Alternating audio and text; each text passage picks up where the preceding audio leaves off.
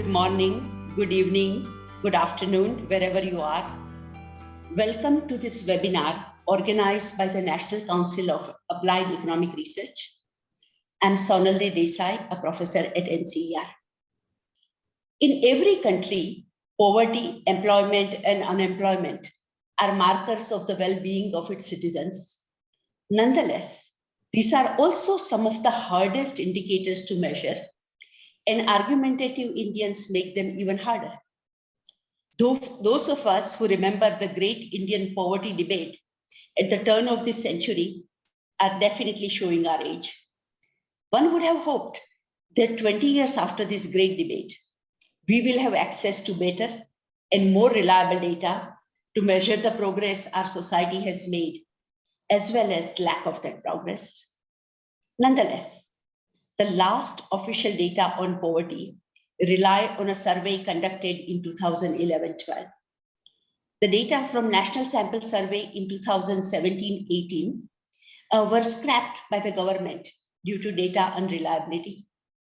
So we are left to triangulate our assessment of the welfare of the Indian population using diverse sources of data, none of which is totally perfect. Today, we have three outstanding economists to help us make sense of the trends in Indian society. We have with us Surjit Bhalla, Tirthatanmoy and Amit Basole. Dr. Bhalla is Executive Director for India, Sri Lanka, Bangladesh, and Bhutan at IMF. He has served as a part-time member of Prime Minister Narendra Modi's Economic Advisor Council. He has taught at Delhi School of Economics and served as Executive Director of the Policy Group in New Delhi. Since 1999, he has been on the governing board of NCAER. He holds a PhD in economics from Princeton University. Tirthatanmoy is an associate professor in the economics and social sciences area at the Indian Institute of Management, Bangalore. He is also a research fellow at Desai Institute of Labor Economics and a fellow at Global Labour Organization. Before joining IIMB, he was an assistant professor of economics at Temple and University of Central Florida in the United States. He received an MA and PhD in economics from State University of New York at Binghamton and an MA from Jawaharlal Nehru University. The commentator for this paper will be Amit Basole, who is an associate professor of economics and head Center for the Sustainable Employment at Azim Premji University. Prior to joining Azim Premji University, Professor Basole taught at Bucknell University and University of Massachusetts, Boston. His research interests include labor and structural change, poverty and inequality, and the economics of artisanal knowledge. He's the lead author of The State of Working India. He has a PhD in economics from the University of Massachusetts, Amherst. These three outstanding scholars will be guiding us through some of the more interesting recent data on poverty, employment, and so on. The structure of the presentation is that the presentation will be started by Tirthatanmoy, followed by Surjit Bhalla, with comments from Amit Basole. After that, I'll give a chance to both Tirtha and Surjit to respond to these comments, and then we'll open up for a Q&A from the audience. Over to you, Professor Das.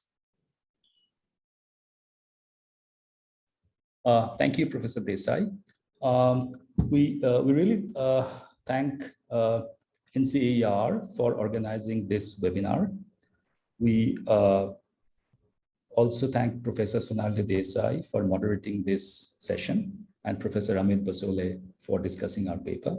And we also thank all the participants for attending this session or seminar. We really look forward to your comments and suggestions. Okay, let me share my screen now.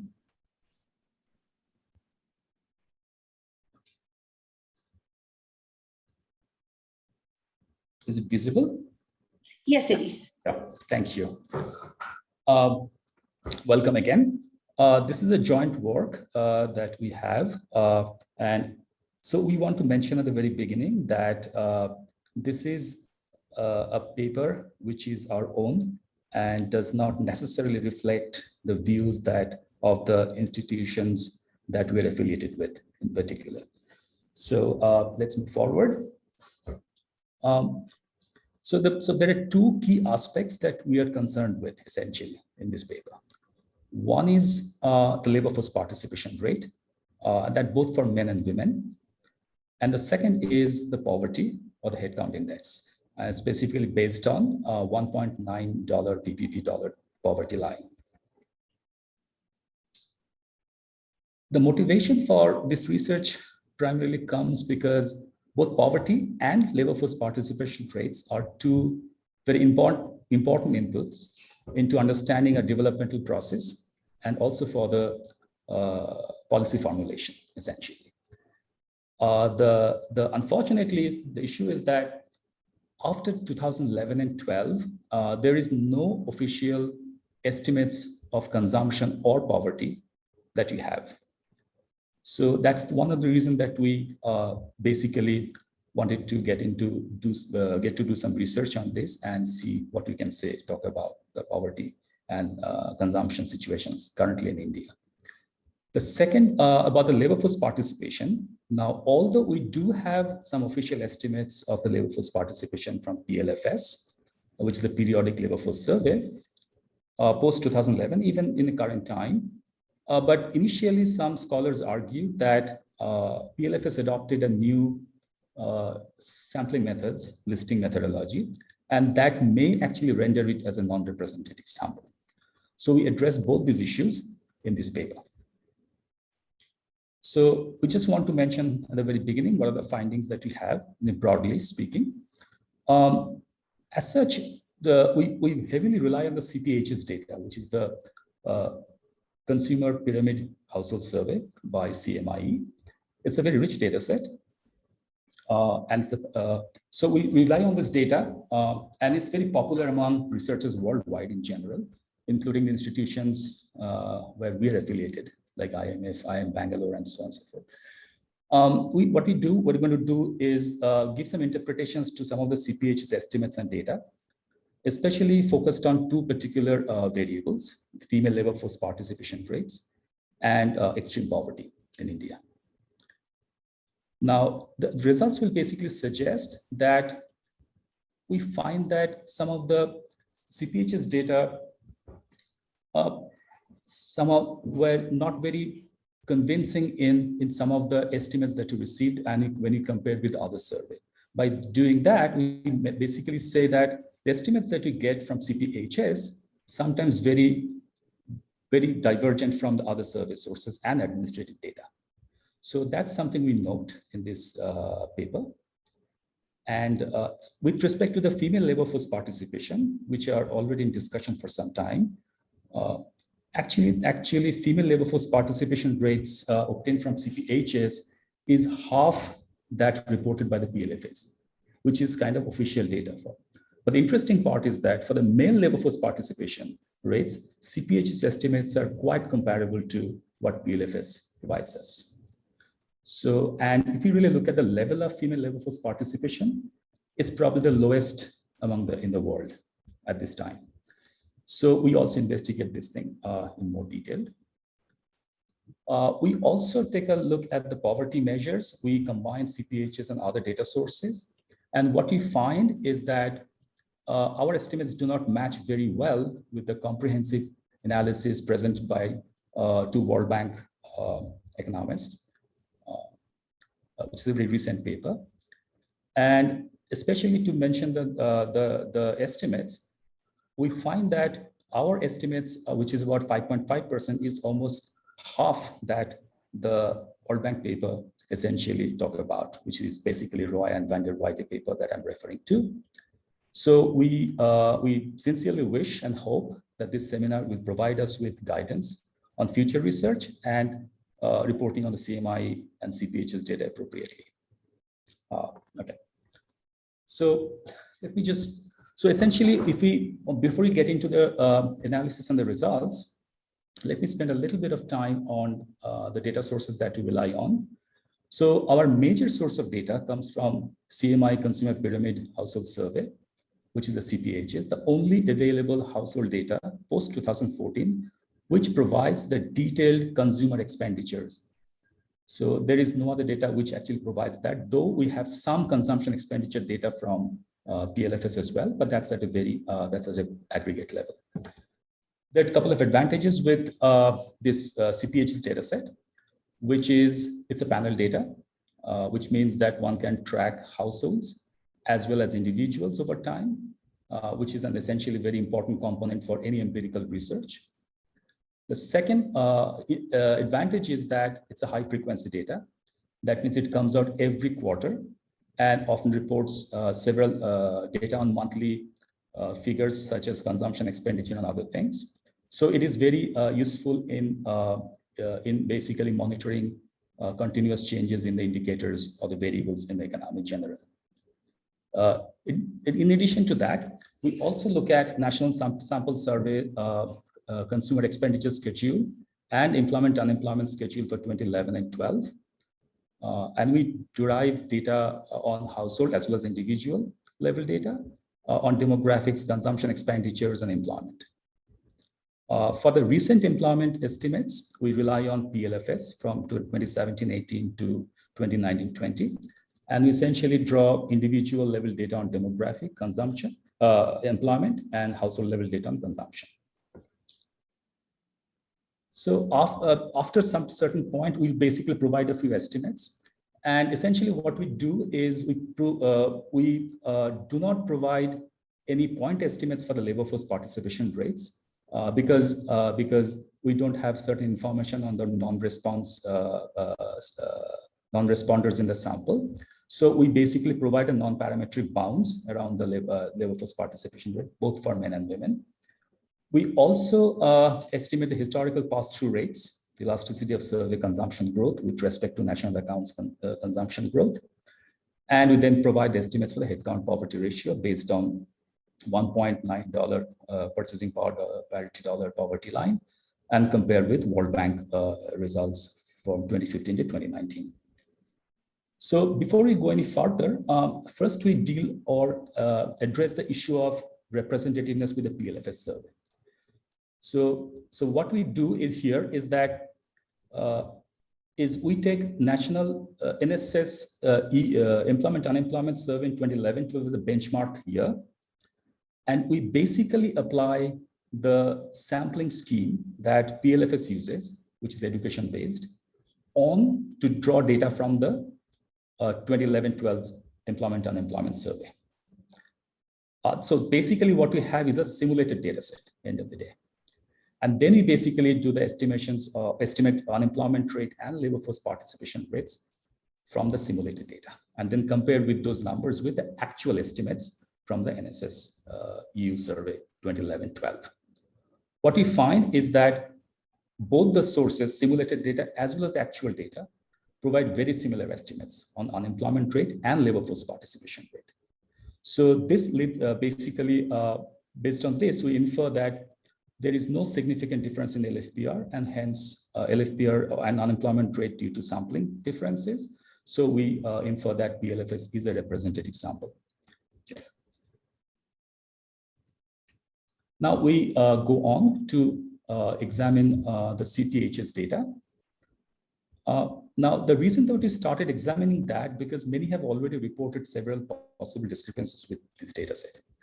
And I think the major concern that that came back again and again from many scholars is the representativeness of the data, which is essentially gets down to the weighting scheme. So we examined that part in more detail. And then you get estimates, obtain the estimates from CPHS and evaluate them on various indicators with other available sources of data. And then you also present our own estimates by combining CPHS data with other source of data, including the recent World Bank study that was in research. You see. Okay, so having said that, we now start talking about some of the issue that surprised us while we're doing our research here. So the first surprising results is that CPHS reports significantly lower sex ratio compared to PLFS. So if you look at the working age population, we see that for comparing with the PLFS, CPHS reports about 80 to 90 points lower. Now, when we look at the younger population, which is who are aged between 15 to 29, we find this gap is even larger.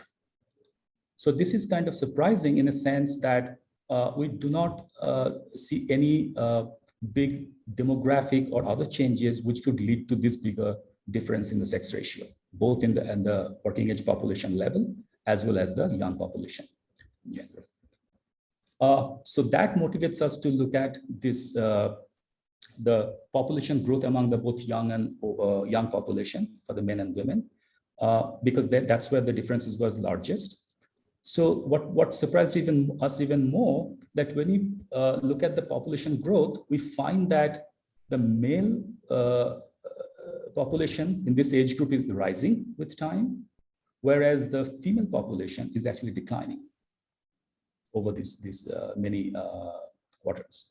So this is very surprising because, as I mentioned earlier, is that we did not find any other reason that why there would be a complete reversal of trends in population for men and women separately. The third point, then we move to the labor force participation rates.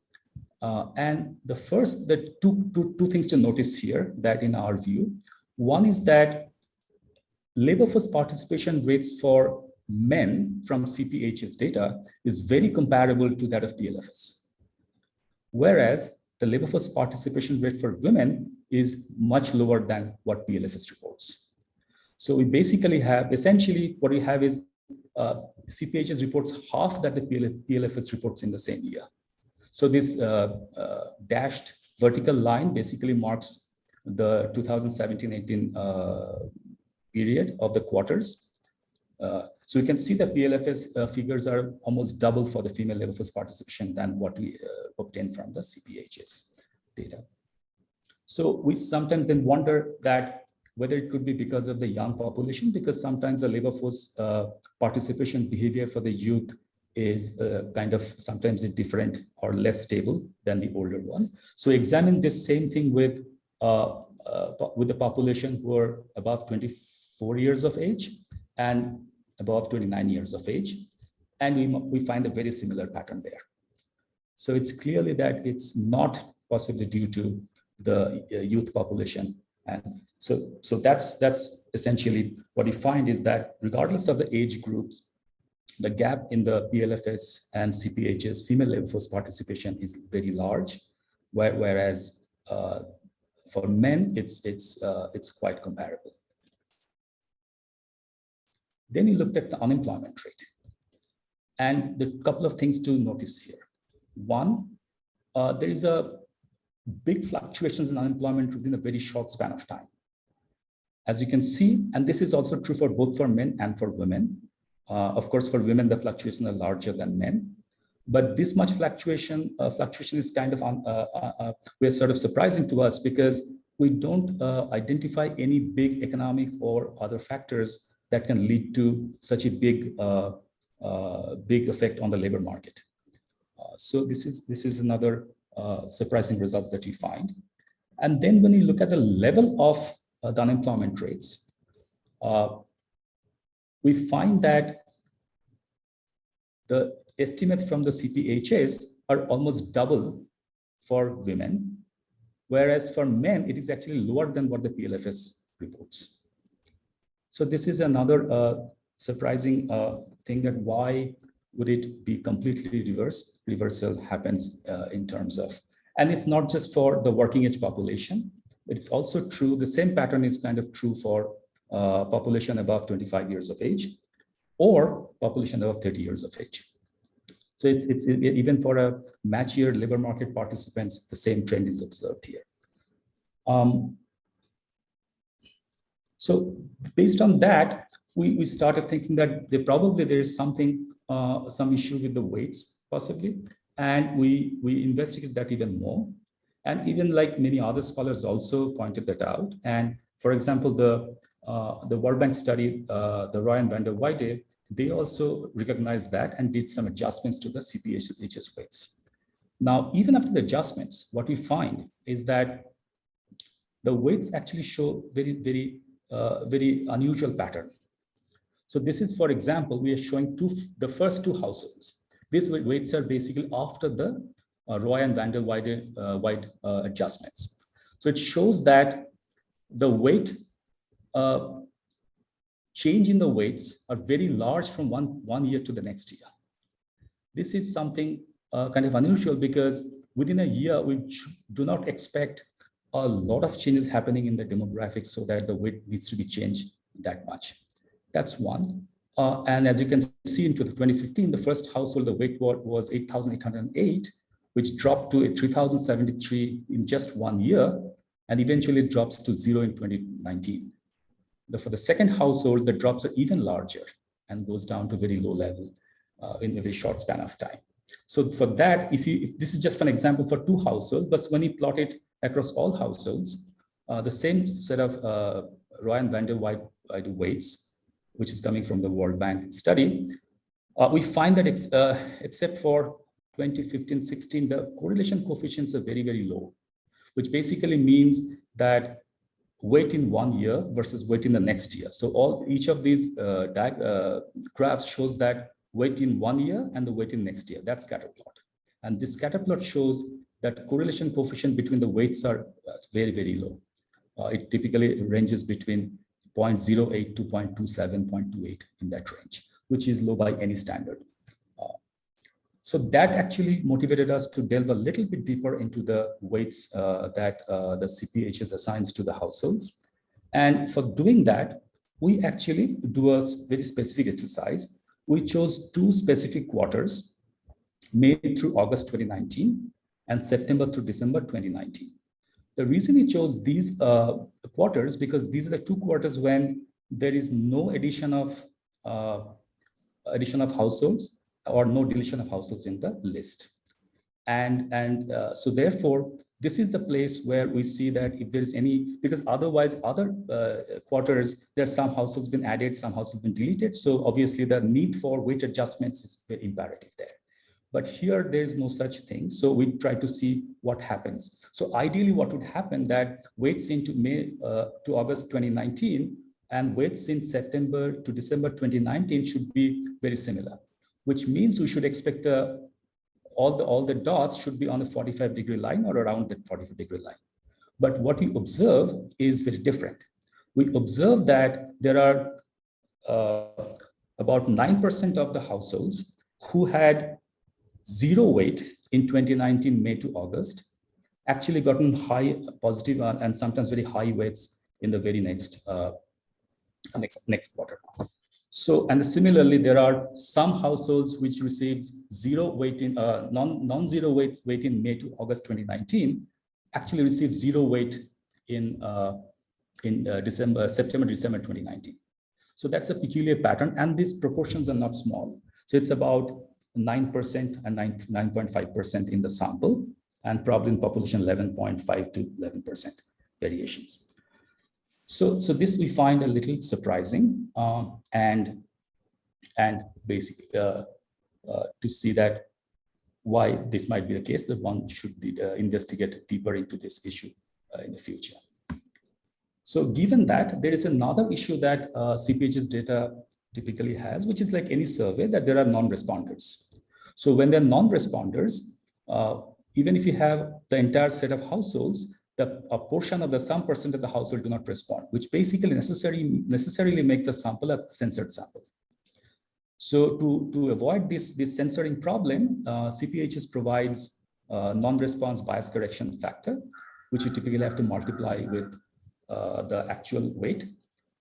However, it's to us, it's not fully clear that what are the distribution assumptions that are made about the non-responders. So what we did, we actually, instead of doing that, we generate the bounds around that and the labor force participation. So basically means that if you really look at it, the proportion of responders and the non-responders are observed, we know that exactly what proportion of households have responded and what proportion of households did not respond.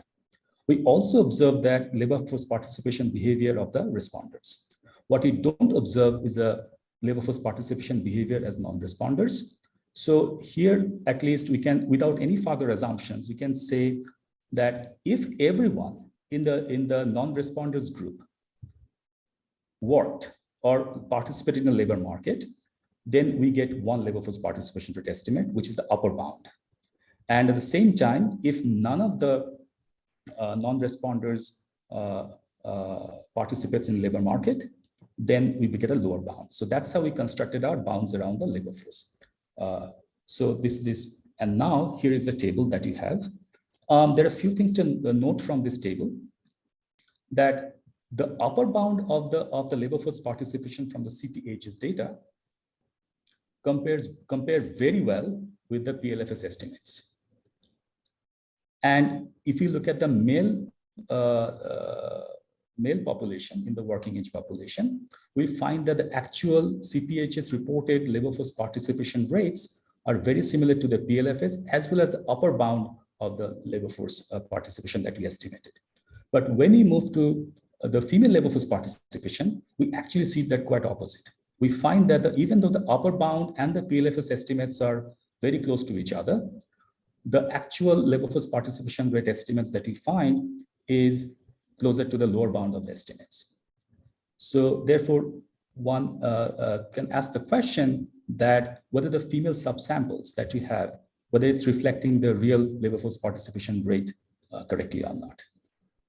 So this is something that we go on, we did the analysis of, and at this point I'll stop and I'll request Dr. Surjit Bhalla to take over from here. Over to Dr. Bhalla. Thank you, Tito. Let me now share my screen. Okay. Yeah, everything, and there we are. Okay, let me go straight to, and what I'll talk about is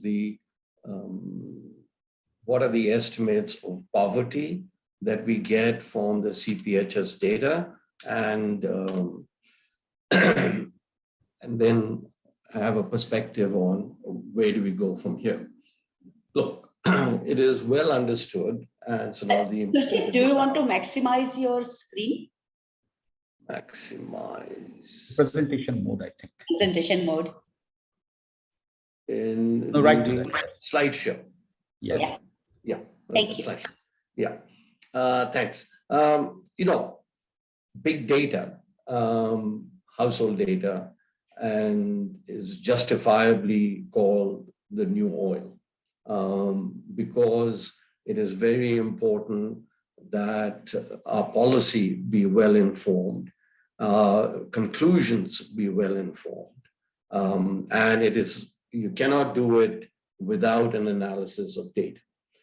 So, as you know, Tito has presented various characteristics of the CPHS data, and it doesn't give us much confidence that we can use it for the analysis of labor force participation rates, which is one important part of the policy conclusion.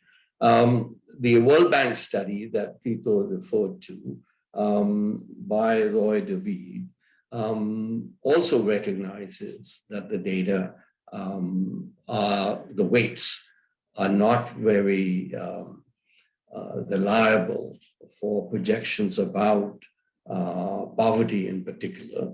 And they have been very kind. They have given us the data, the adjusted weights, which Tito mentioned and discussed a little bit.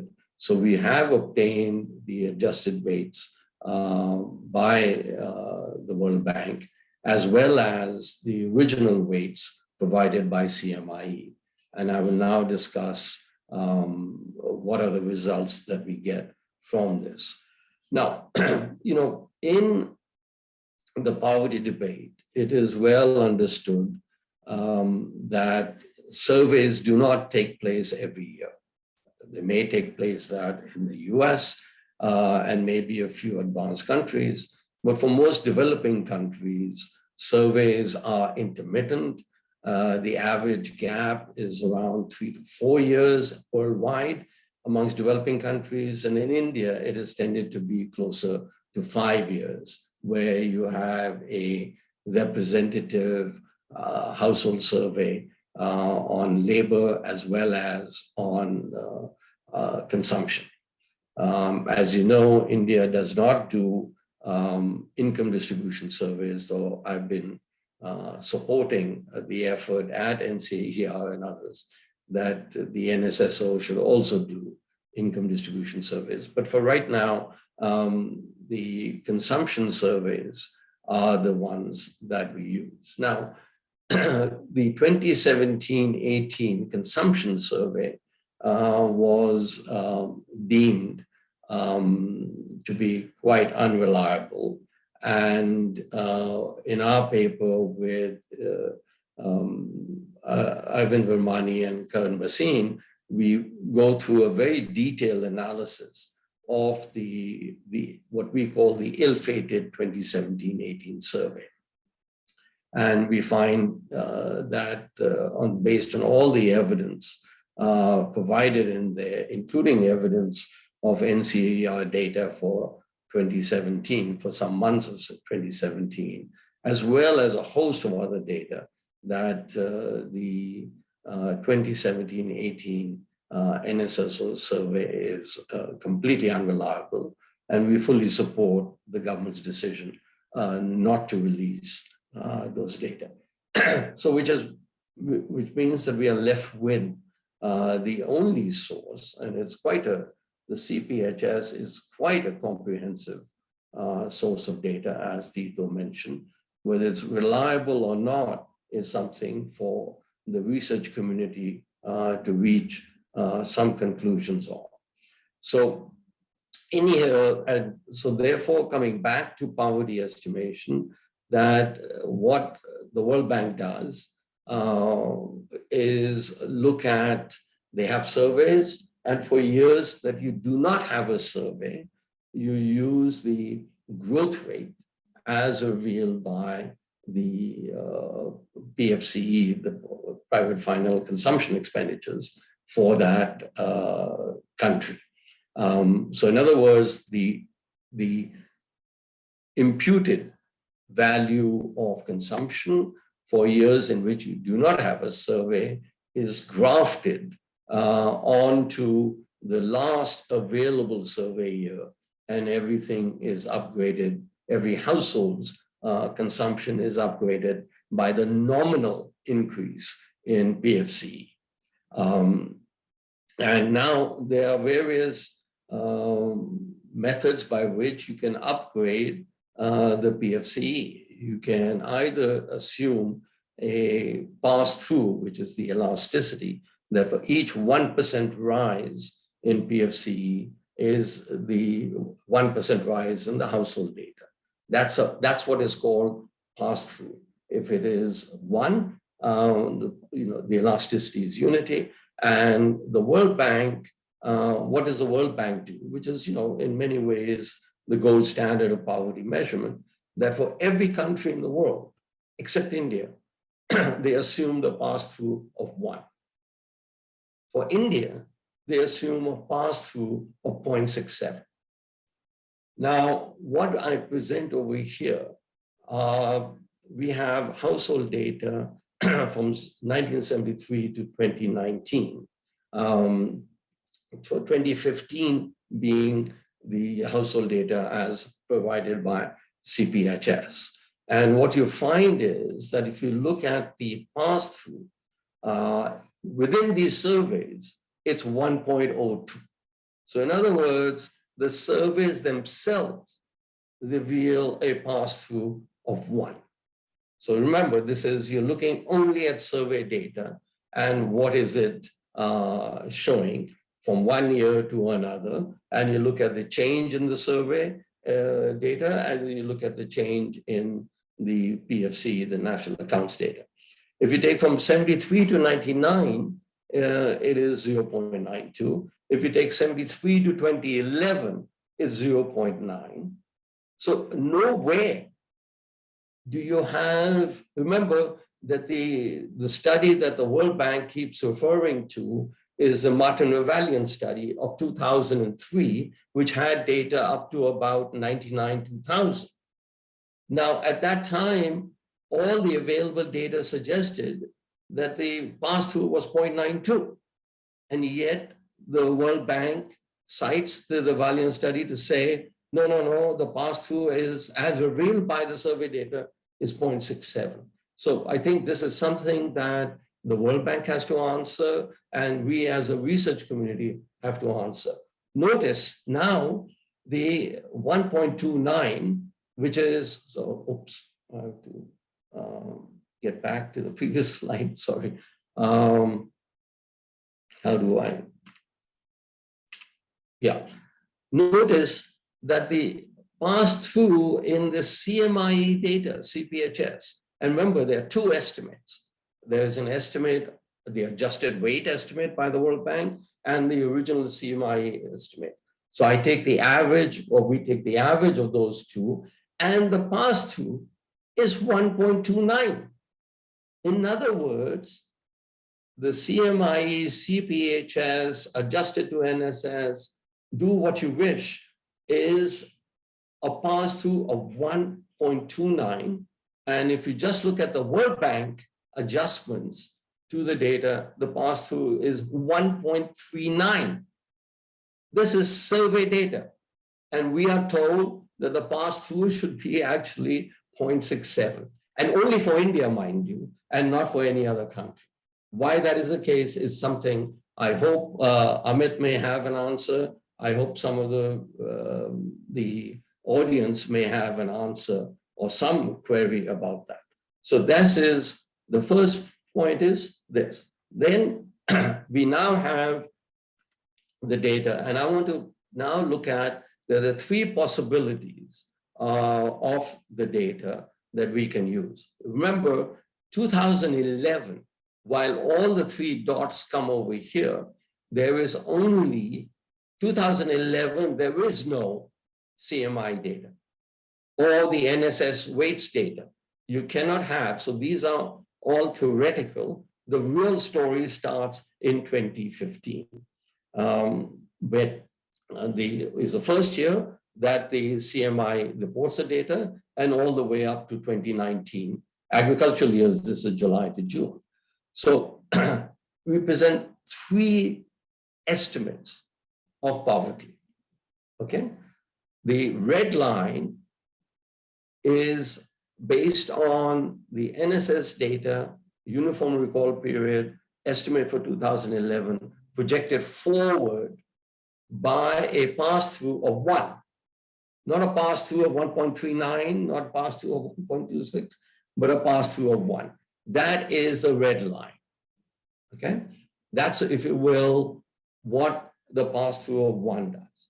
Now, let us look at the blue line, which is the CMI data, reweighted by the World Bank, and that is what it shows. And remember, this data only exists from 2015 onwards. These are projections going back and are not very meaningful, but we have shown it just so that you can see. And here, what you have is this line does not correspond very well, but the endpoints are very, very similar.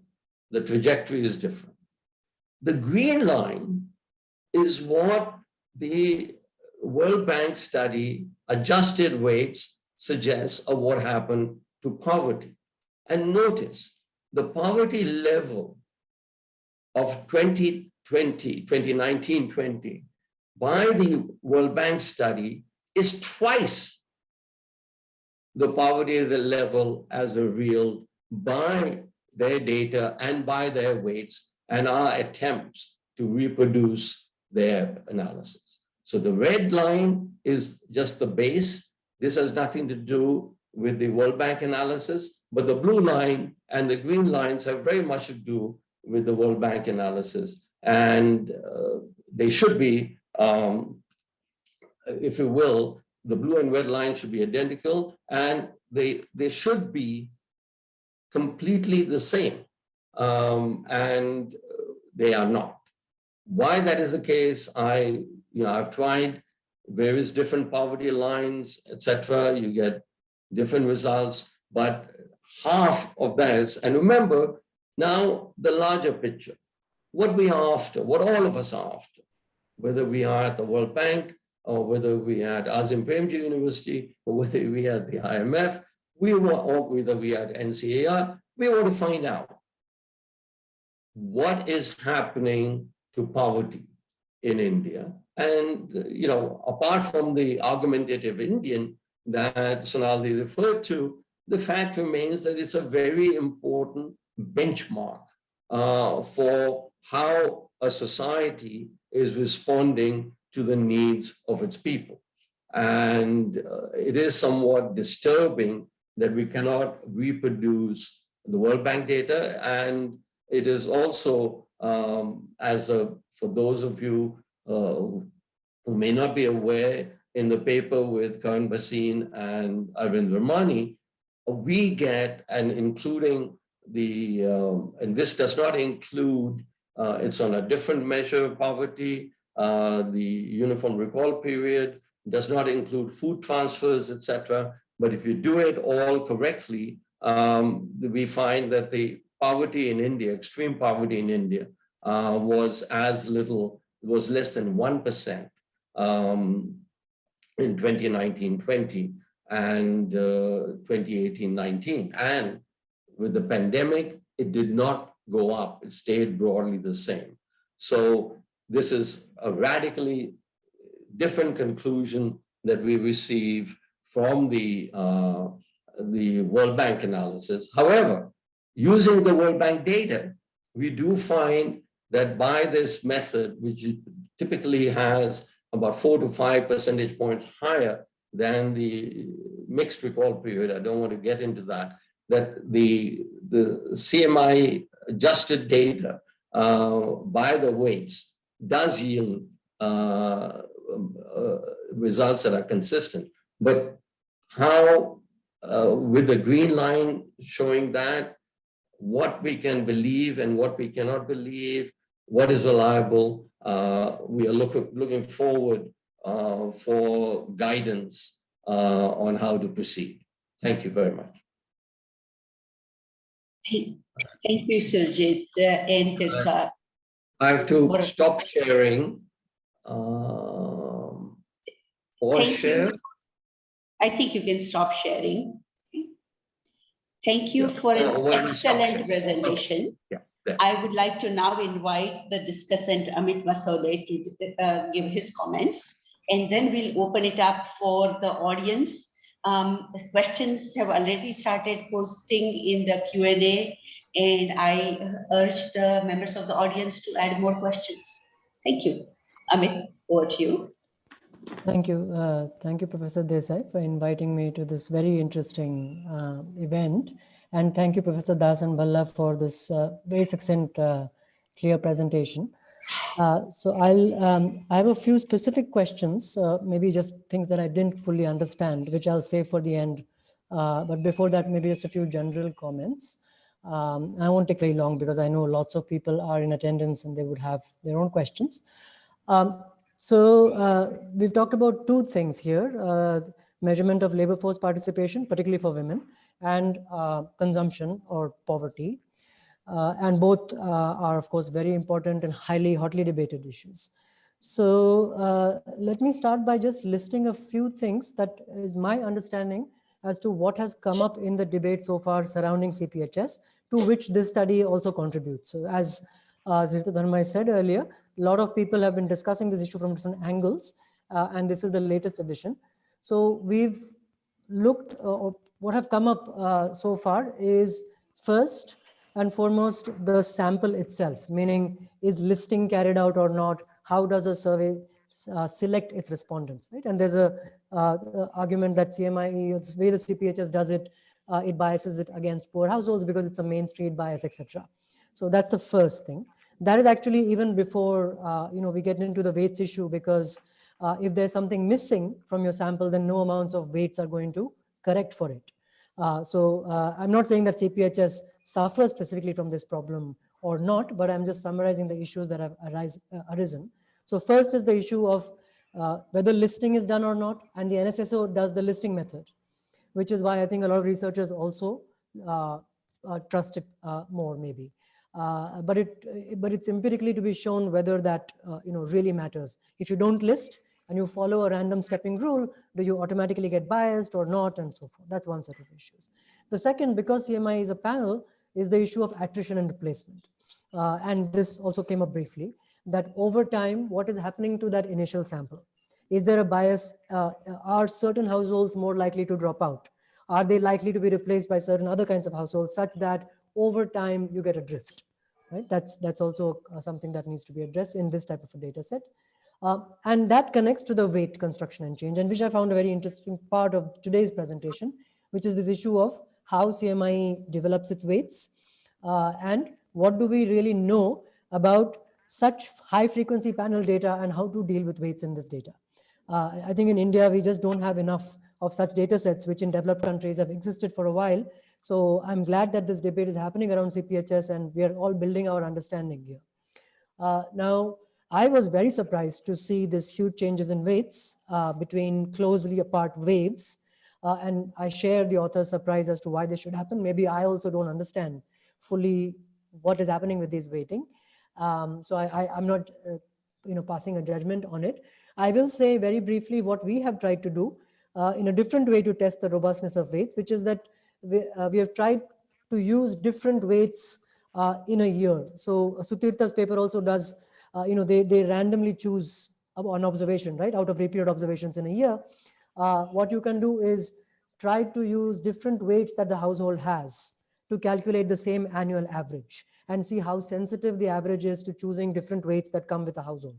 And we actually did not find that the average consumption or average income was very sensitive to choice of weights. So you have 3 weights for each household in a year. Regardless of which weight you choose, we ended up with broadly similar averages. So that for our then purposes was adequate. We didn't really go much further into the weights issue. But I think this is an important issue that has come up, and hopefully there'll be more discussion around why are these changing so much. So that's the third one. So sampling, attrition and replacement, weights. And then finally, I think the really important part here from our perspective is questionnaire and measurement. Right? So I actually don't think, and maybe here I disagree with the authors, that the female LFPR issue, I don't think is a non-response or a subsample issue. I think it's a measurement issue.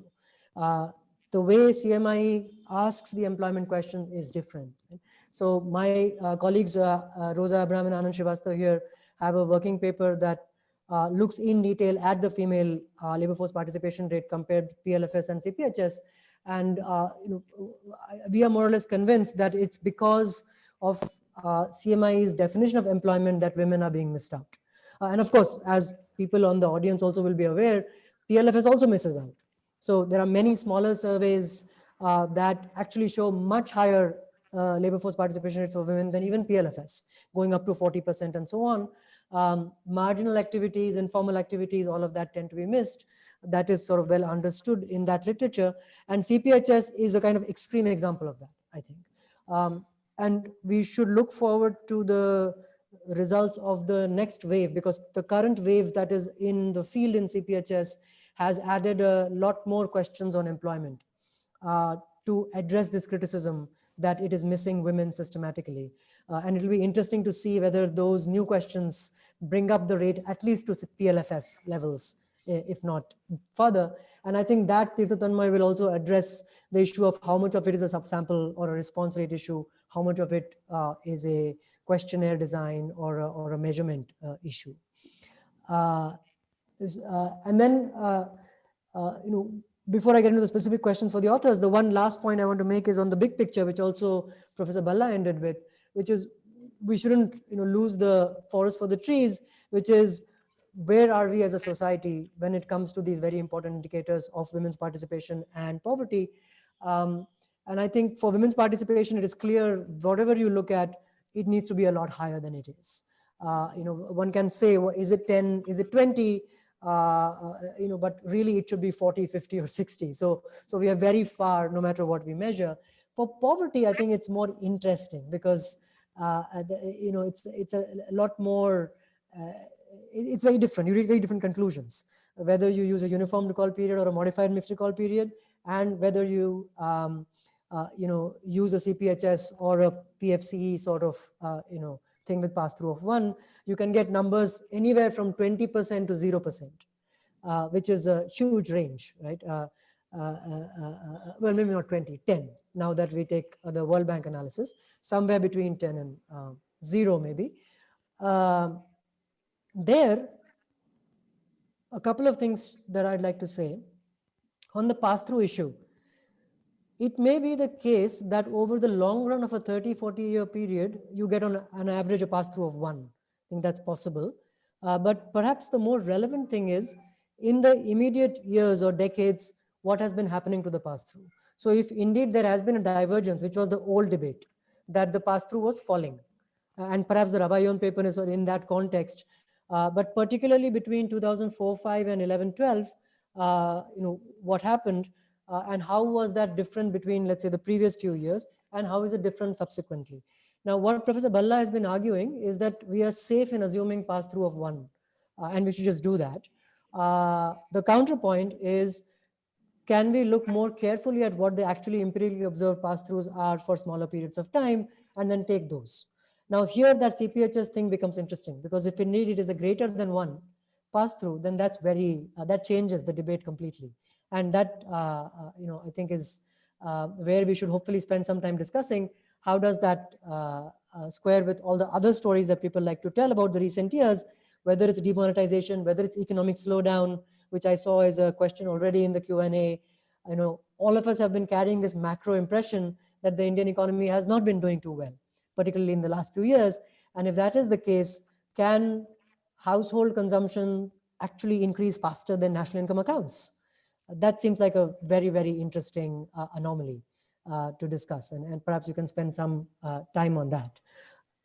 Finally, I'll just end with a few questions or maybe confusions that I had on the paper. On the PLFS exercise, I mean, I'm not doubting the representativeness of PLFS, although it's good that you guys did it. I wasn't sure how the sort of PLFS sampling is done on the NSS sample, because my naive understanding is that that's already a stratified sample that has been selected from the listing exercise, the NSS sample. And the PLFS is a separate stratification exercise on another listing exercise. So how do you mimic a PLFS stratification strategy on an already selected sample? I wasn't very clear on. Perhaps you could clarify that. The declining absolute number of women was a shock. I really don't know what to make of that. That obviously can't be the case. So I wanted a little bit more detail on how was it done. So when you do the absolute numbers, are you taking population projections from somewhere, let's say, the World Bank population series or something, and applying some rates?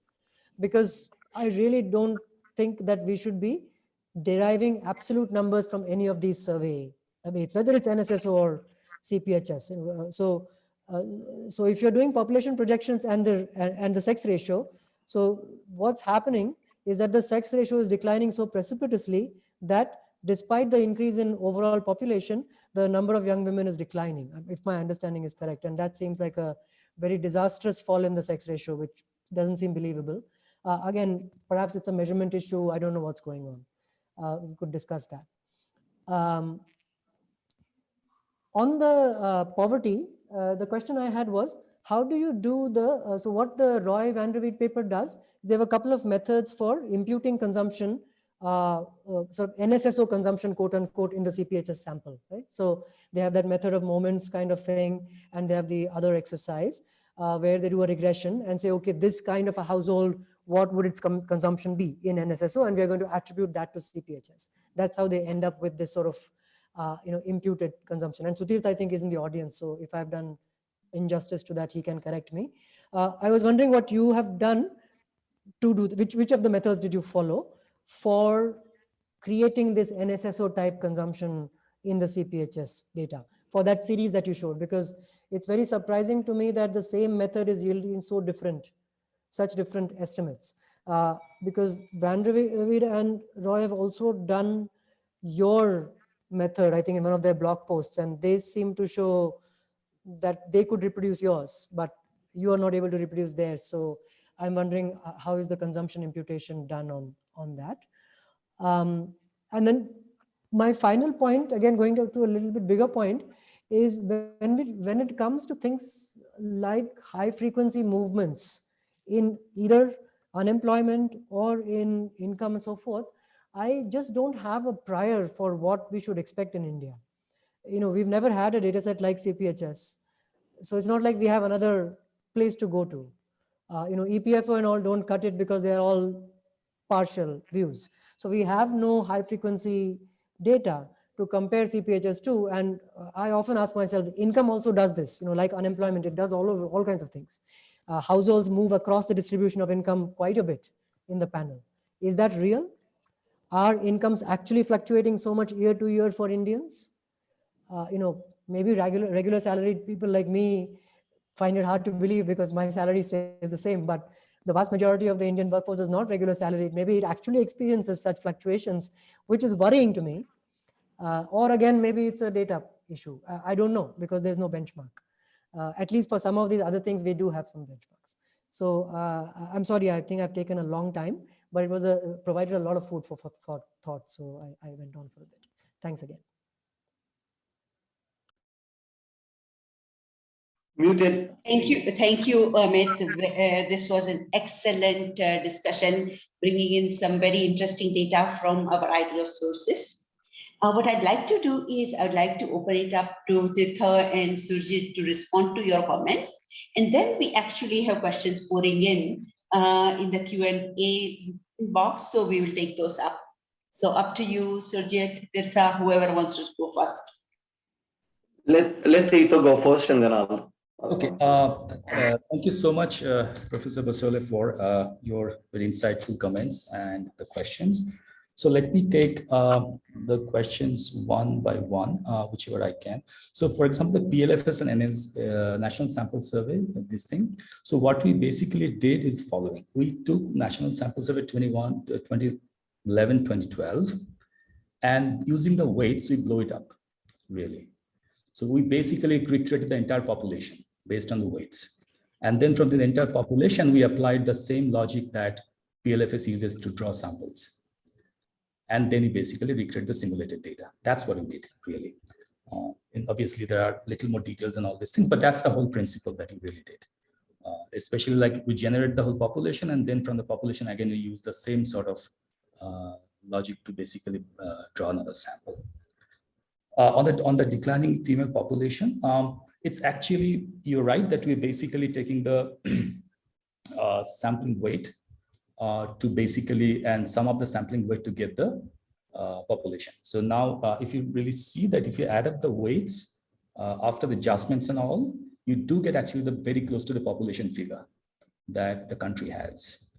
So therefore, that's why you were sort of very confident that even if we are adding up all the weights, we probably get the population figure. And it's not possibly due to the decline, small labor force, small sex ratio, smaller sex ratio in CPHS data, but because the sex ratio in the CPHS data is fixed for most of this time. So let's say it's not changing from quarter to quarter that you have seen. So it could be possible that we haven't looked at all the years. That's a good point that you mentioned, whether what's happening to the sex ratio over the all quarters. But in 4 quarters that you have seen, it's actually slightly increasing. It was, if I recall correctly from the table, it was 898 in the first quarter of 2017, the second quarter of 2017, and it became 902 or something. So possibly this is probably not due to the, but again, we can easily check that. whether that's the case. But within 4 quarters that you have just looked at, the sex ratio is actually rising slightly and not so much declining. So that's one thing. And I will Dr. Bhalla wants to take that consumption question. Yeah. First, thank you very much, Amit, and very, very useful comments, which we'll incorporate in our final revision. And Tito has already answered that the weights, they are meant to, the whole idea of weights is that they're meant to replicate the population. And if your weights go wrong, everything goes wrong in terms of not necessarily the ratios, but in terms of the total numbers. What we find, and what you also have found, is that the ratio, in this case, the female labor force participation rate, is completely out of the ballpark. Now, on the female labor force participation rate per se, and you said that it should be a lot higher, and unfortunately, a study that I've been working on, and Sonalde knows about it, has been delayed continuously. There is a time use survey for 2019 calendar year, which is very, very useful and allows you to explore how a different definition, whether consumption goods and so on and so forth, for production for home consumption should be included in labor force definition for women or not. And once you do all those adjustments, you get somewhere in the mid-30s as to the labor force participation rate, which is, mind you, not very different than Bangladesh, than Sri Lanka, than most of our neighboring countries. There are cultural factors that affect the labor force participation rate for women. So I think, the CMI data is a third of what it is. The definitions in the PLFS make it to be somewhere in the mid-20s, but those very same data and the same definitions can then be used with a time use survey. But that's a paper forthcoming. But what I'm saying is that the labor force participation rate of women in India is really not out of line.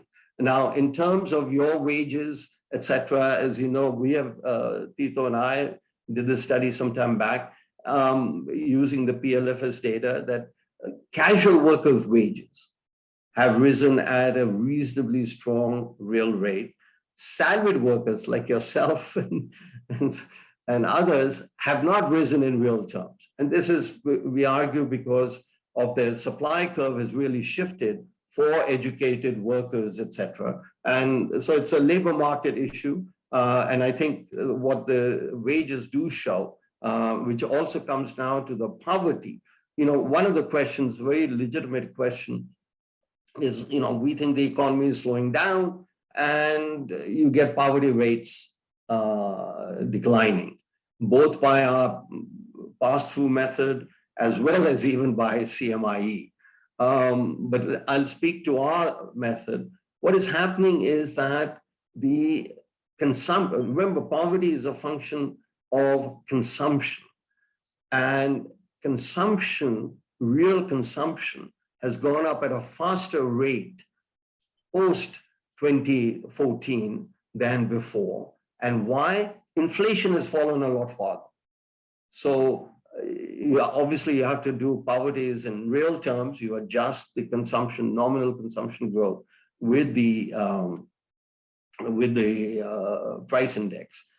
Then there's a question by Suman, the PLFS data, and legitimate question, well, are we saying that the PLFS data are not useful? No, we're saying completely the opposite. The PLFS data are very, very usable, are very, very representative, except for consumption, where there's a one question: how much was your total consumption last month? And some authors, in trying to get poverty estimates, have used that. And that is, I think, not very appropriate. Finally, on pass-throughs, let me just rattle through the pass-throughs. 73 to 77, actual all survey pass-throughs, 0.92. 77 to 83, 0.81, 83 to 87, 1.12, 87 to 93, 0.89, 93 to 99, 0.85. That is the time when the World Bank comes up with an estimate that it should be 0.67. And I think this is a question all of us have to ask. And they only applied for India, no other country. I mean, where are they getting? Now, mind you, in 2004, which was after the Martin Valiant study, the pass-through was 0.61. Okay. Then let's do 99 to 2004 to 2007, pass-through 0.96. 2007 to 2009, 0.85. 2009 to 2011, 1.03. I really, really want to emphasize, all of us, this approach of the World Bank needs to be analyzed. We have provided some statistic why it needs to be subject. Last point, we don't do anything with the weights. You asked, why is it that we get a different answer than the World Bank itself? It's their data, their consumption data, their weights, and we get a different answer. We don't do anything. We don't do any adjustment to any weight. We take the weights which were kindly provided by the World Bank authors and replicate or try and estimate with the poverty line. That's all. So we don't do anything. And with CMIE, we get estimate monthly consumption. And from there, monthly consumption, we get the agricultural year consumption, which is from July to June. So I'll leave it there. Can I just one thing can I say? Just response to what Please go ahead. Said. So just to clarify, the World Bank paper doesn't use, as far as I know, CPHS consumption at all. It uses the CPHS sample and then it mimics an NSS consumption to it, right? So if you use CPHS consumption, you'll get much lower numbers because CPHS consumption is high. Right? So actually, we presented that and we don't get with the CPHS consumption original for 2019-20, you get 5.1% poverty, our reproduction. And for the World Bank weights, for NSS weights, if you will, we get 6 percentage points. No, not much difference whatsoever. And I think you had alluded to that the weights don't make that much difference to the results, which is exactly what we find. But they get 10. So that is something that we need to ask. How is it that they get 10? Thanks. Thank you. There are some very interesting questions in the chat. Surjit, because you already talked about the pass-through rate, let me just add to the question by Abhijit Chakraborty, because I think he was hinting at the opposite side of what you were talking about. You were talking about the low estimates by the World Bank, but I think he basically is asking you a question about how do you justify a rate of 1 or higher than that, as you should for the CPHS data? That is very simple to answer, Chakravarti's question. That has to do with income. We are not looking at income. The share of the top 1% in income is not going up. As you know, consumption levels, the permanent income hypothesis and all the rest of it, consumption levels don't fluctuate that much. A very rich person doesn't go out and consume more. He invests in the stock market or somewhere else. So consumption is what we are concerned with, not income. Thank you. Let me turn to a question by Professor Pulapre Balakrishnan, where he asks, would you have a view on the factors driving the poverty decline? Both World Bank and your estimates show sharp decline after 2016, when the economic progressively slows. Yeah, I try to answer that. Look, and this is Amit had brought up, and Tito and I worked. Look at wages, and what we find: 2 factors. the wages of the poor, casual workers, have gone up in real terms. The wages of the non-casual salaried workers has stayed flat, number one. Consumption, real consumption has gone up, which is after all what poverty is based on, gone up at a faster rate. One of the reasons which we allude to in the earlier paper when discussed in detail is that the consumption, the inflation has, and you know, the old adage that inflation hurts the poor is very, very true. Inflation, you know, we forget the inflation from 2016 onwards was half, even with the high levels of inflation, was half what was experienced in the 2004 to 2011 period, or 2004 to 2013 period. That is what you need to take into account. Wages are going up in real terms and inflation is falling. And that makes a difference because the PFCE or consumption is the aggregate consumption, but the real consumption is going up at a faster rate, and we present estimates of real consumption from the CMI data, not the CMI data, I'm sorry, from the national accounts data. So we have a number of other questions, but let me put a question from Dr. Gurjaran Manna, which is kind of sort of following up on this discussion, where he asks that it's rather surprising that one study, yours, gives half the poverty rate as compared to the other study, the World Bank officials. Then there must be some flaw in either of the two methods, which requires a deeper investigation. What's your sense? What would be your explanation, Tirtha, Surjit? You know, unfortunately, you know, in India for a long, long time, including and irrespective of what government is there. And for example, this issue has come up 99, 2004, 2011, that there's always this questioning of government data on poverty. In most parts of the world, matter of fact, every other country in the world, poverty declines is a sign of development, is a sign of celebration, is a sign of hope, and you raise the poverty line. That's what you do. So rather than saying, no, no, no, I mean, just look around.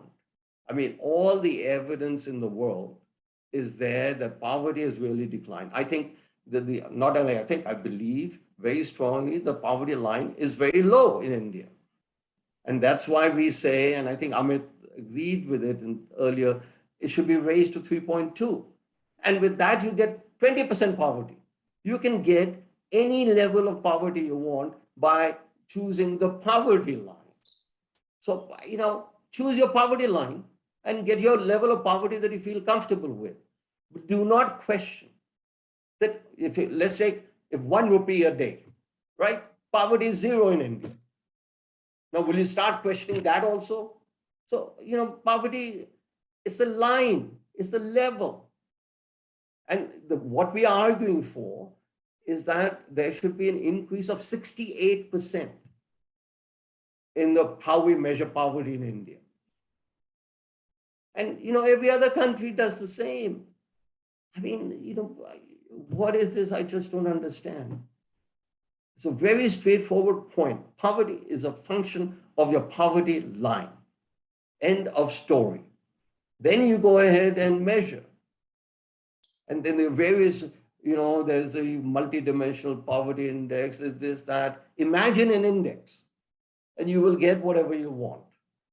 All we are doing is that the World Bank, institutions, researchers have decided to go with the poverty lines given by the World Bank, not the results achieved by the World Bank, but 1.9, then is 3.2, then is 5.5, then is 10, according to stages of development. Now, according to $10, we have 96% poverty. So, you know, thank you. We have a comment from Sutirtha Roy that the World Bank study that you referred to, where Sutirtha, would you like to unmute yourself and comment, or would you like me to read out your comment?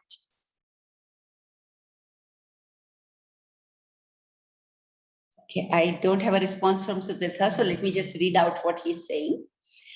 He says that my understanding is indeed that this study uses raw CPHS consumption plus adjusted weights. We made a comprehensive attempt to transform the raw CPHS consumption to be comparable with past NSS rounds. We used two methods, one without CPHS consumption, and second by transforming the CPHS consumption, I think to match the NSS variables that were used. Both yield about 10%. We don't use the raw consumption directly. Is there something? Yeah. Sorry, Sutirtha says he can't unmute. Sutirtha, give me a moment, okay? I think we would very much love to have your comment here. 1 minute. Okay, I think you should be able to talk by just unmuting yourself. Hi, can you hear me? Sonal? Yes, we can. Yeah. Hi, this is a great presentation. Thank you. I'm so glad that I could join this. So just a question on, just to clarify what I think Amit asked, and maybe Dr. Bhalla can also clarify this a little bit. So the graphs that he showed on poverty, I think is based on, this is my interpretation and please correct me, is based on the raw CPHS consumption with using the adjusted weight that we produce in our paper. In our paper, we actually go one step further after adjusting the weights because we noticed that some of the moments that we get using raw CPHS data, especially the second moment, compared to NSS 2011, was quite far off. So despite reweighting, which is on the non-consumption variables, we still see some gaps that cannot be explained. So for example, if you look at the inequality number, using raw CPHS consumption vector, but using the applied or the adjusted weights, you'll see that the inequality numbers for urban India is very low compared to what you would expect for other countries. And so that then motivates us to take this, like the whole other, which is I think the crux of our paper, is to see if we can estimate a consumption vector which is comparable to past NSS rounds. And we use two methods there. The first method does not use the consumption data at all. That's the survey-to-survey imputation method that Amit alluded to. We just look at some of the demographic variables and other sort of non-consumption identifiers of the household, and then use that to impute an NSS type consumption into CPHS data. And the second one is the method of matching moments, where we do not use any of the household indicators, take only the consumption values from raw CPHS and transform it using that method of moments approach, which is outlined in the paper, to see what an NSS type consumption would look like. And both of those actually yield estimates that are about 10%.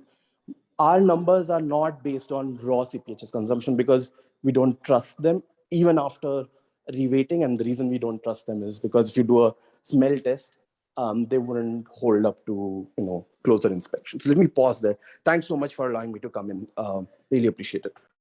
Thank you, Sutirtha. Yeah. I was just listening to this debate and kind of reflecting on the comment that Suman Berry made in the chat box, okay, who mentioned what is the alternative to CIE if it is found not so convincing, and if not PLFS in terms of labor statistics in India. And I believe Surjit kind of responded to it in his comment saying that, well, he finds PLFS to be pretty believable as far as the labor force data is concerned. But what about consumption expenditure data? Because clearly this is where we are all sort of grappling with, right? How to find essentially trying to impute without having real data. So do you have any comments, Surjit, on what you hope in the future? Let me respond to both what Sutirtha said and what you are saying on consumption, labor force Tito is a master. So, and the analysis. Look, the PLFS does not, let me repeat, does not have consumption data. It has one question. What was your, and we have discussed the MMRP method, the URP method, the fruits and vegetables, perishables, etc. So I don't know. I certainly have never even bothered to use the PLFS consumption data. And it's not, so it's not usable for consumption. It was never meant to be. And for those, there are, for consumption, the PLFS, the Employment Unemployment Survey in 2011-12 had 33 questions on consumption. And now you have one question on consumption, and some researchers are comparing the 33 years. I mean, I don't want to go further there. It's nonsense. Now coming to what Sutito said. Look, as we've painfully pointed out, just the matter of weights is problematical, adjusting, etc. What Sutito is doing is they're using, I don't know where they're getting consumption from. If they are getting from the Social Development Survey that we, NSSO, had done, and Newhouse and Vyas have also done, use that very same data in order to aggregate and find out what the total consumption is.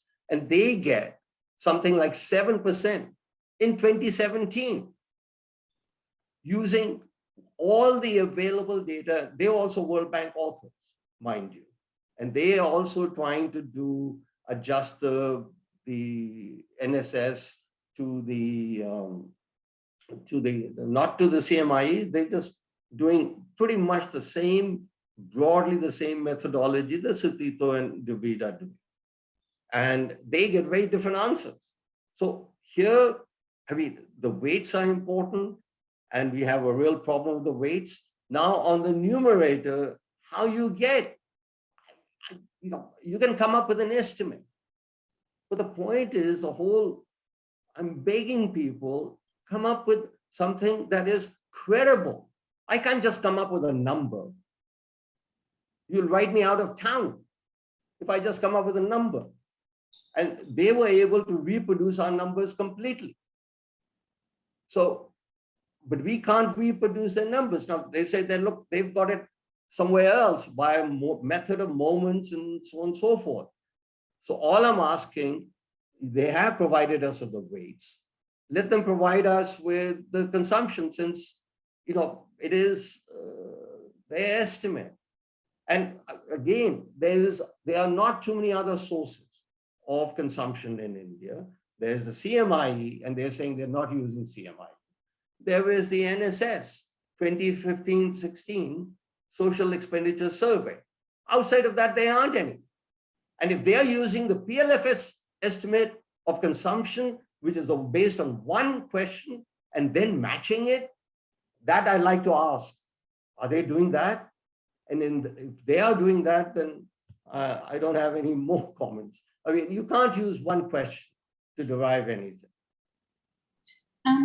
I think, to the best of my knowledge, I don't think they are using the PLFS one question. What consumption are they using?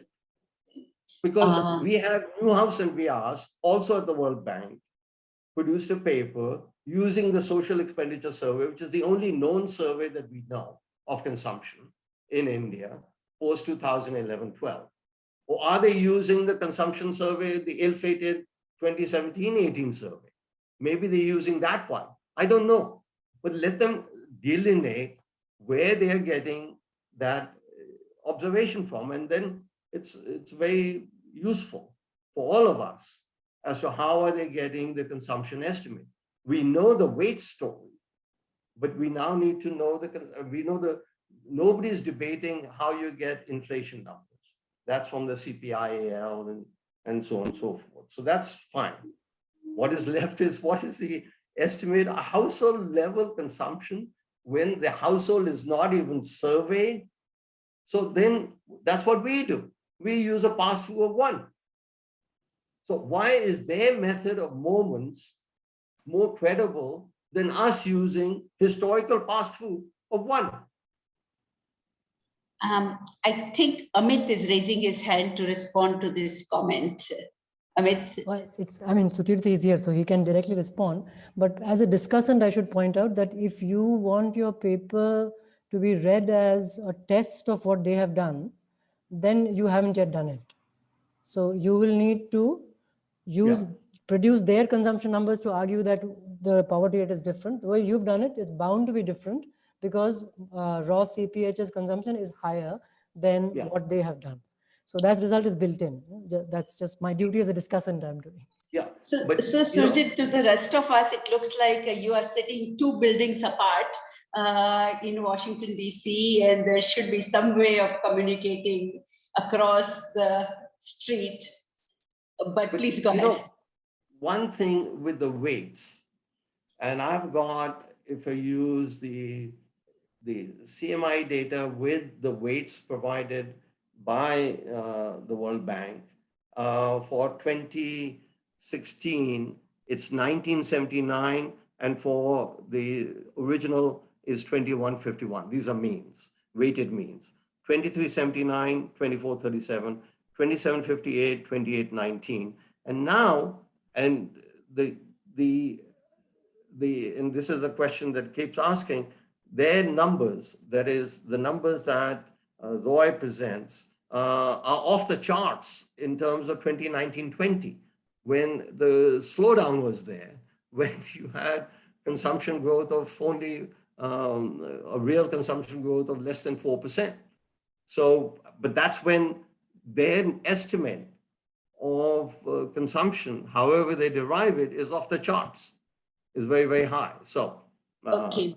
We are very fortunate that we have Sutirtha here who has raised his hand. So do you want to unmute and just comment, Sutirtha? Yeah, I don't want to take too much time. I think Sonal, you might want to go through other questions, but just a very quick clarification, because I think that's fundamental to our understanding of the work that we did. So the consumption data that we use to produce an NSS type consumption into CPHS is all NSS 2011. We don't actually, if you look at the last appendix in our paper, we try to look at the usual consumption expenditure value from PLFS, and we see that there are some issues about sort of people rounding off their consumption values, which has a big implication in terms of poverty estimates. And so we are, I think, complete agreement with Dr. Bhalla there that that variable could be a little bit misleading depending on which way people are rounding up or rounding down their consumption when they are asked about a single question. We use the NSS 2011 for the first approach. We just build the model on NSS 2011 data and literally use the predict command. I mean, if that helps, literally use the predict command on CPHS variables to impute what the consumption would be for 2015 to 2019. The second approach is where we are actually using just literally the first moment from the third moment from NSS 2011.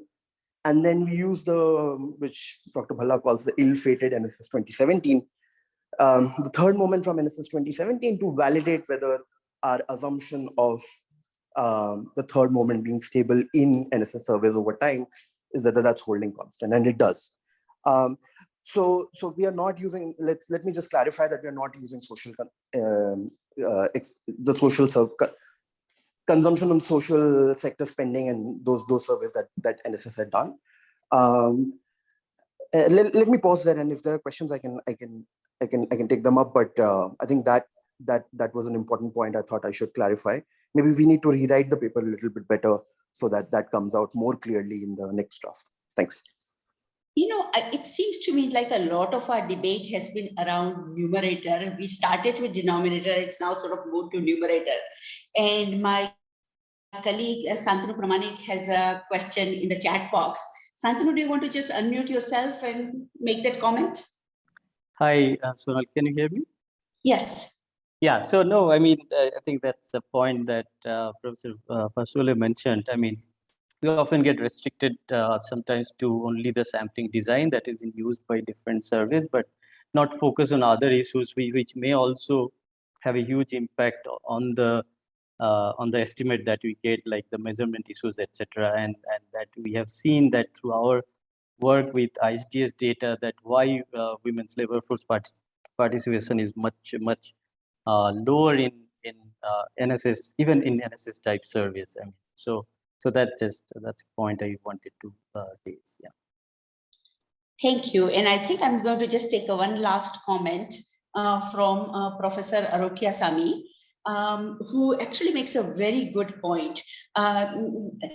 Basically, what he's saying is that there is a real issue with respect to cross comparability of different surveys in economics data, as we just discussed, but also in health surveys. So in some sense, I think perhaps as a nation, we need to figure out, A, where you have different designs and have different questions that are being asked. B, how do we sort of do any comparison of those surveys so that we can come up with some sort of consistent estimates of topics that we are interested in. Would you, either of you, like to comment on that? Let me just, I don't want to take too much time, but in the US, now there is a body of research. It was started by Salah Martin, but now by Myers at the University of Chicago, where they're using national accounts data in order to derive poverty estimates and various other things. So, sometime, I remember until it was the late 90s that the Planning Commission, the erstwhile Planning Commission, used the following method for estimating poverty in India. They took the distribution from the survey and they took the mean from the national accounts, okay? And, including leading authors like Angus Deaton, Nobel laureates, have, and I cite that in an earlier paper, have said that the Planning Commission never really came out with a satisfactory answer as to why did they change the distribution. And, this was done all over the world. So we now have the World Bank coming and saying, no, we must use survey data. And now, at least in the US, where the World Bank doesn't have that much hold, there is an increasing tendency to go ahead and use the national accounts data, tax data, which has been used for income by Piketty, etc. And now the consumption data, child tax credit, has been used from the government in order to find out what happened poverty post the pandemic or in the pandemic here. So all I'm saying is, we better have a good basis. For one, we must rely on a survey. And two, we must rely on a survey, whatever it is. And three, we have to massage the survey in order to get answers. I mean, look at errors in variables. And, your precision goes down further and further with each assumption. Now, so Tirtha's part, the third moment is skewness. What you're doing is you're taking the skewness of a survey in order to impute fair value or truthful value. It's a strange approach. And as I said, what about the Occam's razor approach? We have the traditional practice, the World Bank does it for every other country, where they use the growth rate in the national accounts in order to find out what's happened to poverty. Why is that not being done? Why is no one answering that question? And why is no one answering the question that when the official method of measuring poverty in India is using the MMRP, the World Bank continues to use the URP, which is outdated. It was outdated 20 years ago. Why is no one answering that question, including the World Bank representatives? And I've asked them that in seminars, and they have not responded. And it makes a big difference. In 2011-12, there's no debate on 2011-12. The MMRP estimate of the National Statistical Organization shows a 12 percentage point poverty by the poverty line. And the URP, the so-called method that the World Bank really likes, is 23%. Now, why should I, this has nothing to do with survey. This has nothing to do with national accounts. This has got to do with what India practices. And we have changed. For every other country, the World Bank will take whatever the country says, because they are mandated to do that. But aren't they mandated to do that for India?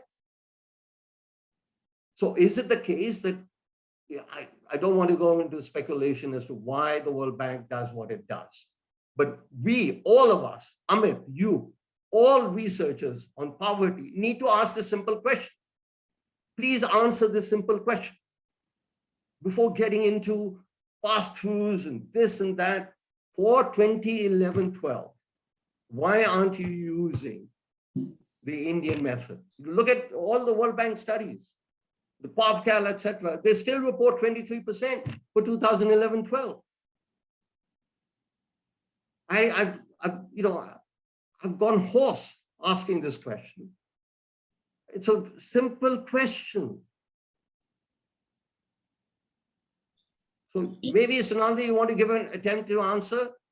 No, I think this is a question that's going to require another webinar and a larger... See, that's how it is, another webinar. But what have you been doing for an hour and a half? You'd rather do fictitious assumptions and fictitious things, including us, rather than look at what it was in 2011-12. And for that, we need another webinar. I think that's an interesting question. I am going to leave it to the next discussion, and I'm sure you'll come up with a very interesting and provocative way of addressing why we should be doing it differently. But I want to give a last moment to Amit Basole to comment, and then I would like to thank our viewers here. Sorry, I just wanted to bring the conversation back to CPHS and point out that from our point of view, I mean, we've been using this data for a while.